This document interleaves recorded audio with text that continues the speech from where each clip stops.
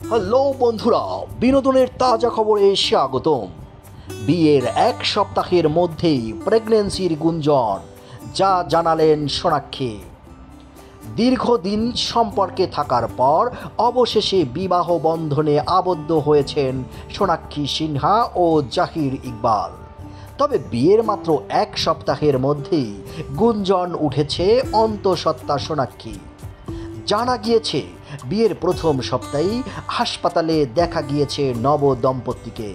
আর এরপর থেকেই ভক্ত অনুরাগীদের মাঝে সন্দেহ দেখা দিয়েছে।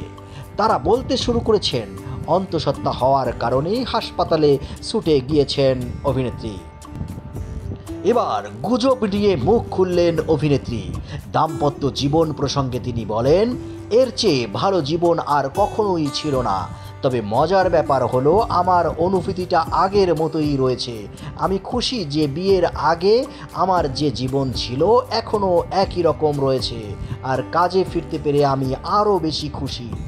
এরপর তিনি তার অন্তঃসত্ত্বা হওয়ার জল্পনা উড়িয়ে দিয়ে বলেন, একমাত্র পরিবর্তন হলো আমি এখন হাসপাতালে যেতে পারি না, কারণ আমি হাসপাতালের বাইরে পা রাখলেই সবাই মনে করে আমি গর্ভবতী। আসলে গুঞ্জন সত্য নয়। ঘটনা হচ্ছে, জ্বরের জন্য হাসপাতালে ভর্তি ছিলেন শত্রুঘ্ন সিনহা। তাকে দেখতেই সোনাক্ষী ও জাহিরের হাসপাতালে যাওয়া। তৃণমূল সংসদের পুত্র লব সিনহা বিষয়টি নিশ্চিত করে বলেন, আমার বাবা প্রচণ্ড জ্বর ছিল এবং আমরা তাকে হাসপাতালে নিয়ে যাওয়ার সিদ্ধান্ত নিয়েছিলাম যাতে তিনি সুস্থ হয়ে উঠতে পারেন। উল্লেখ্য, ঘরোয়া আয়োজনে পরিবার ও বন্ধুদের উপস্থিতিতে জাহির ইকবালকে বিয়ে করেছেন সোনাক্ষী।